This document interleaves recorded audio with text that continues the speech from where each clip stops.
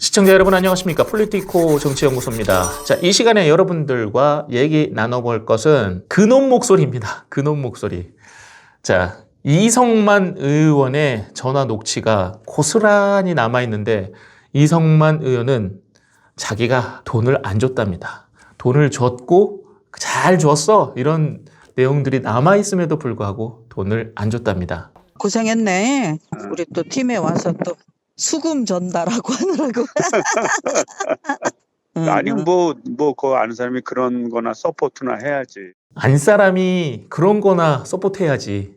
귀에 아주 명확하게 꽂힙니다. 녹취록에. 그렇게 잘 남아있는데 또 수금 전달해서 고생했다고 하니까 아이 뭐 그런 거는 해야지 뭘. 이렇게까지 분명히 얘기를 하는데 명명백백한 이성만의 목소리 아닙니까? 그런데 이성만은 동봉투 전달한 적이 없다. 그러면 본인이 아니라고 하면 있던 제도 없어지는 게 맞나요? 국회의원 정도 되면 이 정도는 내가 거짓말을 하면 큰 코 다치겠구나.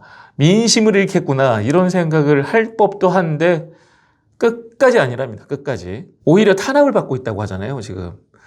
이러니까 자꾸 방탄국회만 만들려고 하고 열려고 하고 민주당은 이게 시작과 끝이 어떻게 되는지 잘 모르겠습니다. 그냥 오로지 자기네 밥그릇만 지키면 되는 그런 정당이 아닌가. 아무리 이익 집단이라지만 너무 자기네 생각만 하는 것 같아요. 자기네가 힘들면 탄압이고 자기네가 하는 거면 잘한 일이고 무조건 다 이런 거죠. 국민들이 다 보고 있는데 국민들을 대체 뭘로 알길래 이렇게 말을 하는지 모르겠어요. 자, 이런데도 계속해서 정치 탄압 프레임 요것만 들고 나오고 불체포 특권 계속해서 행사하려고 하는 게 민주당의 모습입니다. 이재명 대표가 불체포 특권 행사하지 않겠다 이렇게 얘기를 했습니다. 그럼 모두가 다 끝나는 겁니까? 불체포 특권을 포기하는 뭔가 법적인 수단, 장치를 만들어야죠. 말만 그렇게 해놓으면 뭐합니까? 거기서 체포동의안 났을 때 부결하면 되는 거 아닙니까? 그들은 본인이 선언한 것과 사후 조치가 전혀 이루어지지 않는 상태에서 그냥 이렇게 합시다. 우리는 이렇게 할 겁니다. 그래놓고선 약속은 하나도 안 지키고 그런 뉴스는 좀 안 봤으면 좋겠어요. 뭐 솔직하게 말하는 뉴스도 아니고 그냥 선언적인 의미 그런 것만 담아가지고 민주당 지지다 달래는 정도의 용도밖에 안 되는 말이잖아요.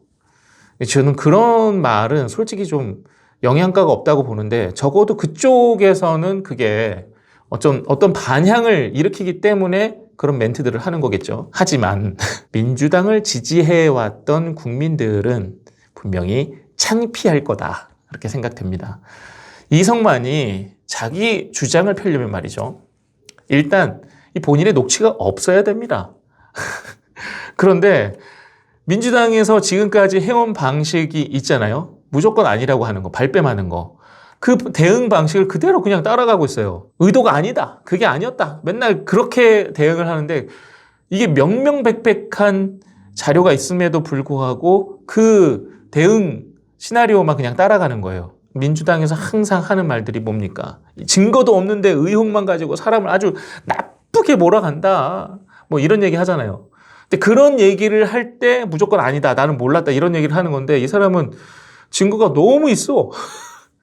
이런 상황에서 어떻게 그런 시나리오를 그대로 받아서 쓰는지 모르겠습니다. 이건 참 바보 같은 행동인데 제가 봤을 땐 가중처벌감이에요. 이거 녹취에서 본인 아주 넉살 좋은 오빠 그렇게 얘기를 하잖아요.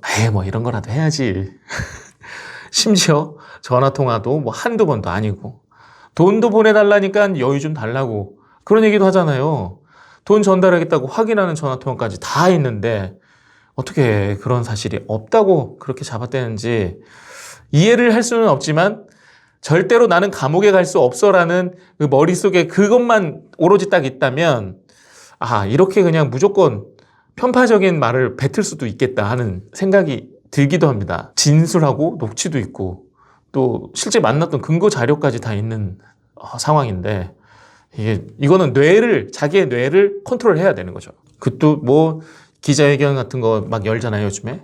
그럼 보면 눈 진짜 무섭게 뜨고 본인이 아니라고 그렇게 막 탄압이다 뭐 이렇게 얘기합니다. 만약에 그런 식으로 이렇게 얘기를 하면 기자들이나 아니면 수사 당국이나 아이고 죄송합니다. 저희가 오해했습니다. 저희 수사 안 할게요. 지금 그런 시대는 아니잖아요. 그럴 리가 없잖아요. 그리고 이거 제가 봤을 때는 분명히 가중처벌인데 이 돈봉투 사건 말이죠. 이게 제가 보기에는 아직 시작하지도 않은 거다. 이렇게 보여집니다. 지금 수사하는 데 있어서 두 가지 길이 있다고 해요. 송영길 쪽만 팔 건가, 또 하나는 송영길의 상대 쪽까지 함께 팔 건가, 이렇게 이제 두 가지 기로가 있다고 해요. 이미 이제 상대 쪽에서 먼저 돈 봉투를 전달했기 때문에 송영길 쪽에서 돈을 전달한 거다라는 진술이 이미 나와 있기 때문에 양쪽 다 지금 가능성을 두고 수사를 하고는 있는데, 어떤 민주당 의원은 또 이런 얘기까지 하죠. 방송에 나와서 이 돈 봉투는 옛날부터 늘상 있었던 거다. 예전부터 주고받았던 거다. 이게 뭐 어제 오늘의 일이 아니고 늘상 그런 선거들이 있으면 이렇게 주고받는다. 밥값으로 주고받는다. 밥값으로 50만 원, 100만 원, 뭐 300만 원 이렇게 그냥 받아도 되는 겁니까? 이게 법적으로 아무런 문제가 없는 거면 그렇게 하셨어도 누구도 뭐라고 하지 않죠. 법적으로 문제가 있으니까 그런 겁니다. 통상적으로 해왔다고 이번에 적발됐을 때 그렇군요 하고 넘어갈 문제가 아니라는 거죠. 그런데 민주당 의원이 방송에 나와서 그런 식으로 얘기를 했다는 것은 엄청나게 많은 사람들이 돈봉투 사건에 연관이 되어 있다는 반증이기도 합니다.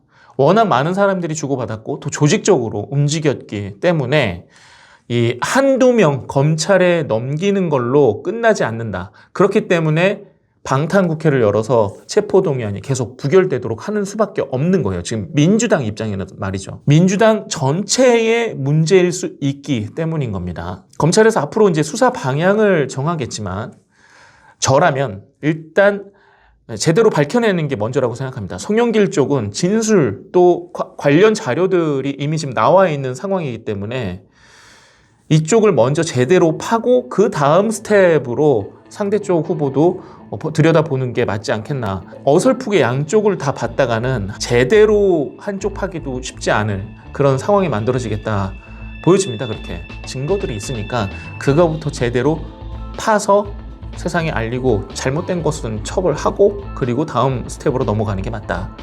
자, 이 시간에 한 줄 평입니다. 그건 너의 목소리였어 입니다. 이 시간 여기까지입니다. 고맙습니다.